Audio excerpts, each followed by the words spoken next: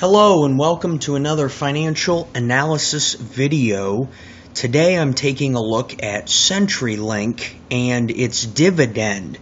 Now CenturyLink is a telecommunications company and their stock has really been beaten up over the last 52 weeks. Currently it's pretty much sitting at a 52-week low, and as a result the dividend, which has always been pretty healthy, and in telecoms they usually are, actually has been cut already, but the yield continues to build, and this is over the last 52 weeks. The yield on CenturyLink's dividend is now at 8.76%. So a pretty impressive yield indeed for this company. And basically what I want to do is I'm going to look at a couple of angles here, sort of expand a little more on what I did before to see if this dividend really is sustainable. First and foremost, I want to go, again, as I usually do, to trailing 12-month income and look at free cash flow.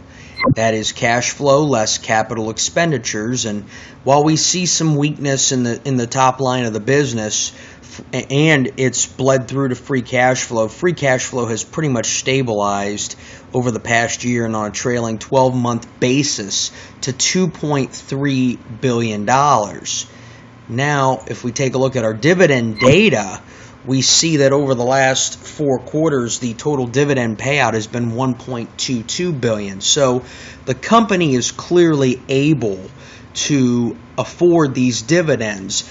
In addition to this, there's this thing called the payout ratio, which I like. What this is the percentage of the company's earnings that are paid out as a dividend. So it's this number divided by this number. And if this exceeds 100%, the company's dividend structure is likely not sustainable, because they're paying out more than they're earning. And currently that's residing on a quarterly basis between 80 and 95%. It was 98% in the most recent quarter. Back when the dividend cut occurred, and this is an important thing to look at, when the dividend cut occurred, the payout ratio was over 100%, and it was over for 6 consecutive quarters. So really watching that payout ratio and making sure it does not exceed 100% for an extended period of time is very important here. So I think I've already answered the question in that the CenturyLink dividend is sustainable, but I'd also want to take one last look at one more statistic, and that is the price to book, which is very low right now. It's actually under 1.